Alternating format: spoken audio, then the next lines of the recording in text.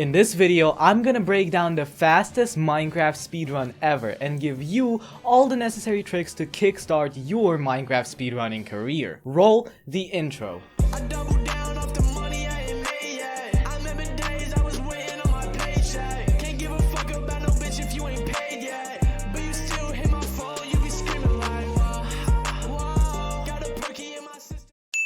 Now, before we can start this breakdown, I should probably give you a little overview of the run that we're about to get ourselves into.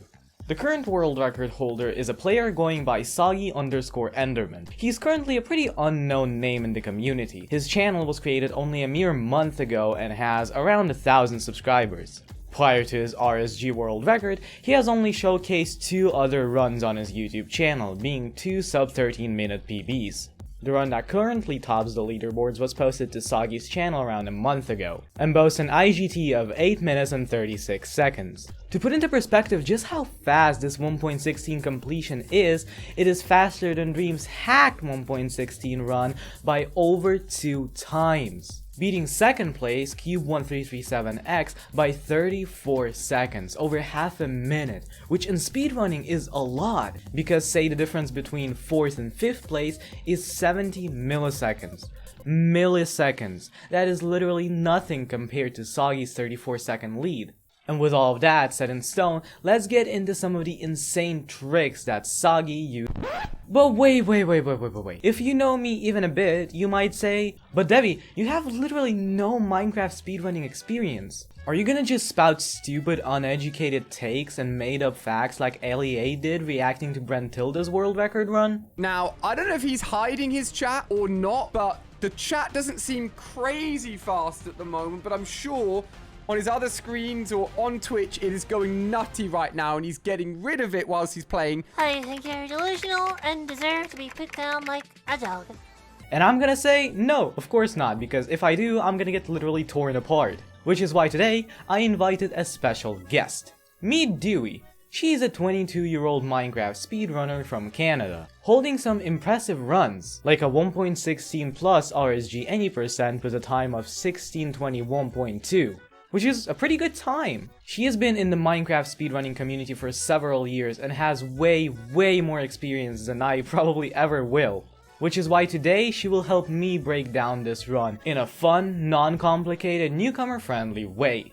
And the last thing before we get into this breakdown, please subscribe. Like, please, actually, just subscribe right now. 98% of people who watch my videos aren't actually subscribed, which is insane. So if this video can help bring that number down to say 80%, I'll record the next video with cat ears on. Thank you so much for your support, and let's get into the breakdown.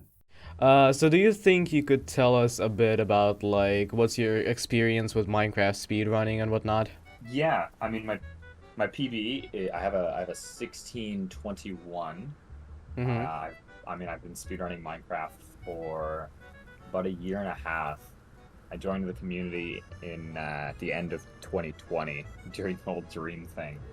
But then I didn't really start playing any percent until around March or April, I think, of 2021.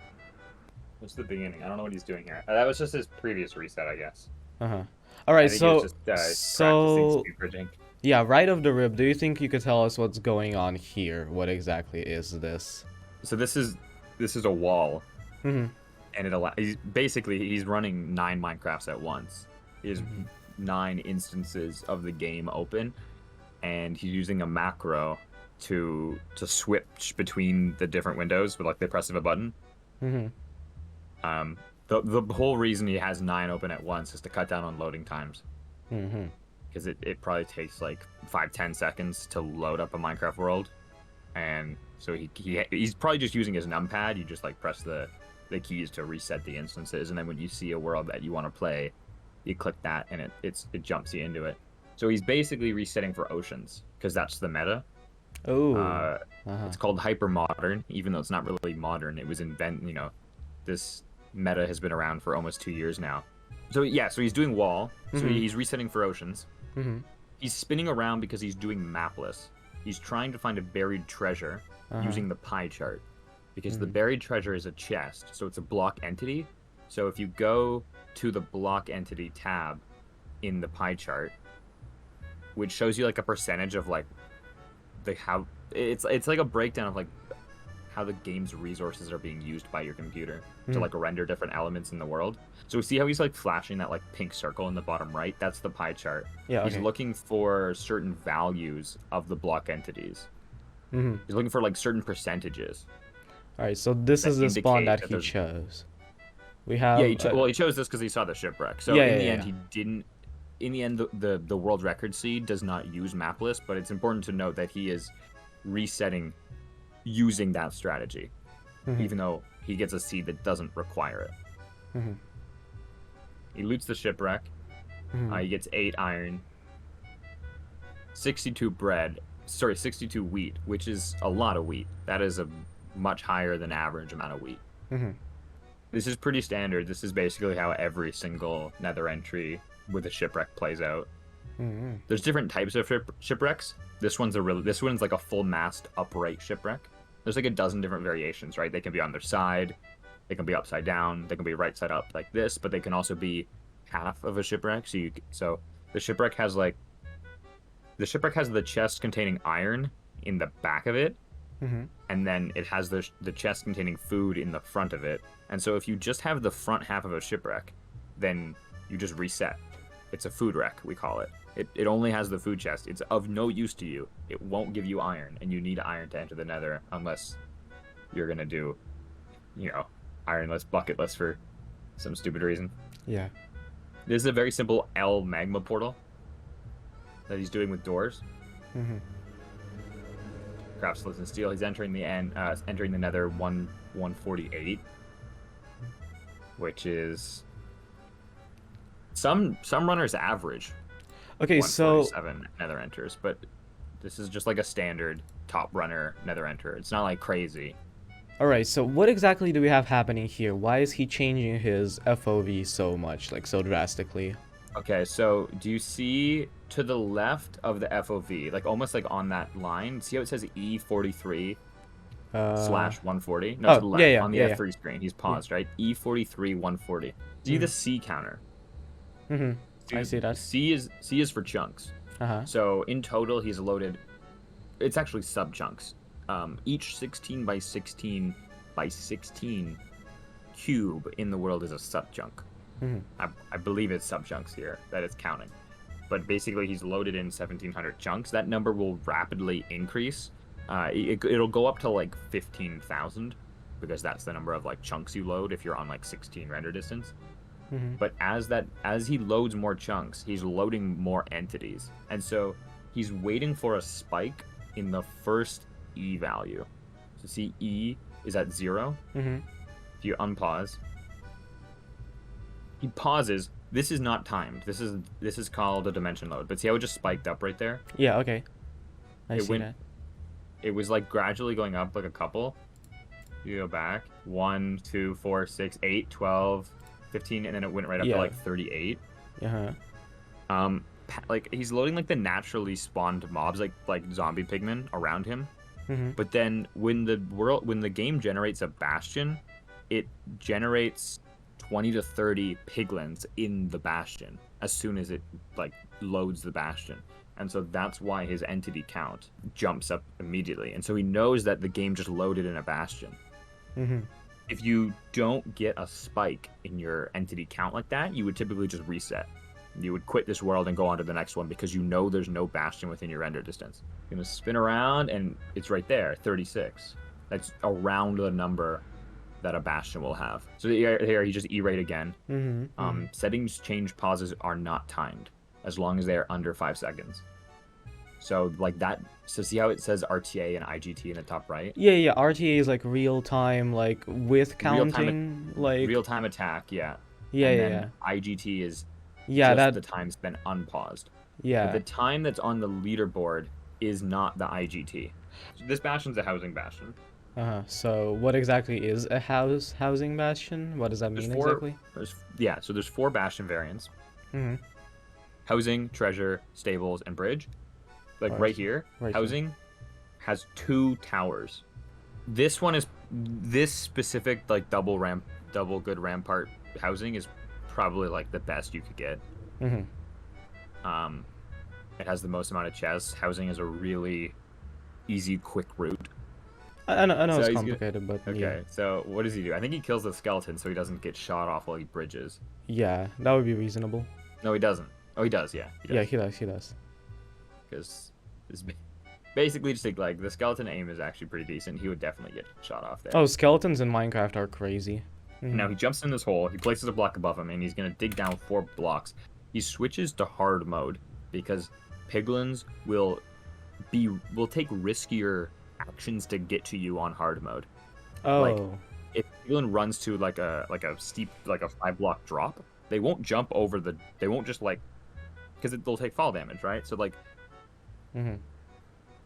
switching to hard mode makes the piglins AI make them take riskier movements, and they'll jump over ledges, and so he'll get more piglins by switching to hard mode. And the gold here generates the exact same way every time. So like the reason it looks like he knows exactly where the gold is because he does. It's not random. He needs at least 12 pearls to make Eyes of Ender to get into the end. He's also looking for string.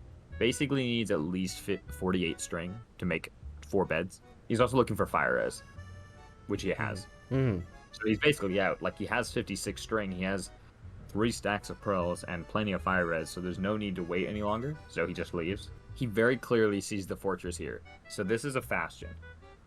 Bastion is a portmanteau of fortress and bastion. The reason he's like still checking the chest there is he's trying to get 20 obby. So see how he has like 7? He has 7 before he opens this chest. If this chest doesn't have obby, the seed is unplayable. Like, he just has to reset because he can't exit the nether without 10 obby. Oh. So that's why he's like wasting time checking these chests.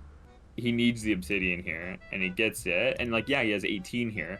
It'd be really nice if this chest had at least 2. Because now if you have 20 obsidian, you can build 2 nether portals. You can exit the nether, throw 2 Eyes of Ender, calculate the exact position of the stronghold, go back into the nether, travel to those exact chords, and just teleport right into the stronghold. Ooh. We call that double travel. So wait, how exactly do speedrunners calculate like the exact position of the stronghold? Yeah, I understand. Nowadays, we just use calculators. Is that allowed? It is very much allowed. Yes. Oh. There was like a whole community vote. You point your crosshair at the Eye of Ender, and you basically just press F3C, which copies your angle and your current like position to your clipboard. And there's a bot called the Ninja Brain bot, which is developed by Ninja Brain. That's the guy who made it. Yeah. And when you do F3C, it tells you where the stronghold is. So he doesn't get the obsidian that he needs from this chest, which would have, like, this pace is really good, right? He's going to enter that fort sub 5. So he doesn't get 20 obby, which sucks. So, you know, this run, the pace just got a little worse, but he's still entering the fortress sub 5 here. Switch down to 80 FOV just makes it easier to aim, because drawing Quake Pro with, like, soul speed boots. So he switches back to easy there, right? Yeah. That's obviously quite important, otherwise, like, one blaze hit and you're dead. You want to lower your RD as soon as possible before you enter a fortress. Lowering your RD basically unloads the mobs that are further away from you than 5 chunks, and so it increases the mobs that spawn close to you. So he's gonna get more mobs spawning in this fortress. He's getting stray blazes. He doesn't have to go to the blaze spawner because there's so many blazes just spawning on the top here. Then there's this. Oh, what exactly is happening here, right? So he presses his reset key accidentally.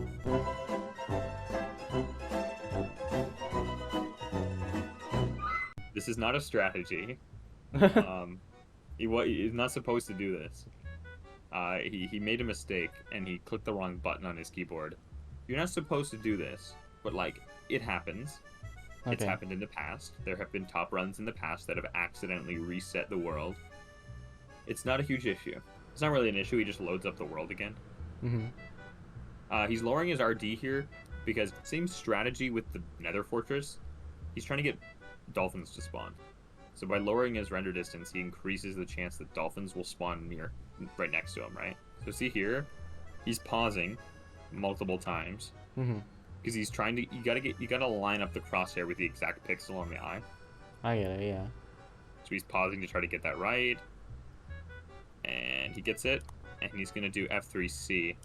So see how it says here, copied location to clipboard. That appears when you do F3C. Yeah. And so we can't see the Ninja Brain bot on his screen. Some runners will have it so that it shows on the recording. I guess he didn't. You don't need to show it. It's just like easier to explain what's going on if it was here. Usually it's just here. Right around this corner is the stronghold. Oh wow. Right here. This is an ocean exposed stronghold. Strongholds snap to coastlines. So like there's a list of biomes that strongholds will spawn in. And oceans like isn't one of them that they spawn in. Like strongholds don't intentionally spawn in the middle of oceans like this. Right. But if the game chooses like in the middle of an ocean for the stronghold to spawn in, if there's like coast within a certain distance of it, it like snaps to the coast. Sagi gets basically the best stronghold you could get, ocean exposed with portal room exposed, and enters the end. 701. So could you maybe explain like cycles? So the dragon is going to perch at the center, and the likelihood of it perching increases the further away from the center you are. Right. Because I think the dragon's like AI and kind of like Mojang's logic when they developed the end fight was like they want the dragon to land to like encourage you to come in, right? Because it's trying to like draw you into the fight. Right, right. So the further away you are, it's random, like the different ways that it like flies around, but it'll come into the middle and land at the center, and you can get there. And he's placed Obby here to place his bed against. Exactly, yeah. And I'll slow it down. And he's gonna explode the bed when the dragon's head of hitbox is right above the pillow. Oh. Because the explosion comes out of the pillow, and so he's exploding the beds as the dragon's head hitbox is right above. That deals a max amount of damage. Because this is all just pure timing. If he detonates the bed like a split second early or a split second too late, it will do like nearly no damage. It's really difficult. Like this looks easy, but if you load up a one cycle practice map and just try to one cycle the dragon. Oh, trust me, it does not look easy at all. So why exactly does he box himself in here? Just for style points. There's no purpose to that. Oh, okay. I thought that was... Yeah, that is understandable. Then he does /seed. Does data pack list. Just to prove that he's playing on a vanilla server. Yeah. World. Yeah. So, after watching this run, do you think you could make out some, like, general tips for newer runners that they could use to improve their times? Like, what exactly is shown in this run that could be useful to other people when they're, like, trying to speedrun the game?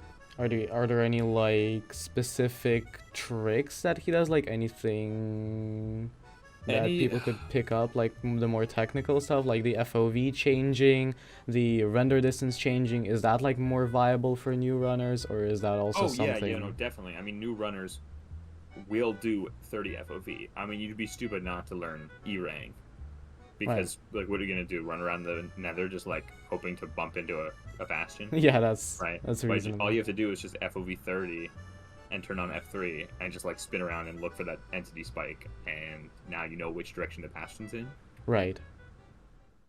So, what have I picked up from that call? What are some tips that I made out for myself? First of all, reset efficiency is very important. A lot of what the top Minecraft runs build off of is, well, good seeds. And to get a good seed, you need to have good reset efficiency. Sagi's run is a perfect example of a good seed. A fashion, an ocean exposed stronghold, you get the gist. So being able to do multiple resets at once with a wall, or just knowing when to end a speedrun that in the long term won't be of any success, is very useful when you're trying to beat a personal best. Second, Fiddling with Minecraft in-game settings can influence a run greatly. A great example of that, which we saw in Sagi's world record, is him lowering his render distance to get more stray blazes as he's entering the fortress, which saved him a lot of time. Knowing when and how exactly to change your Minecraft settings during a run can make a really big difference, so learning that definitely wouldn't hurt. Third, F3 is an absolute necessity when speedrunning Minecraft. From E-ring to mapless, the data that F3 can give to you is detrimental to having a successful Minecraft speedrun. Fourth, learning routes can actually make a really big difference.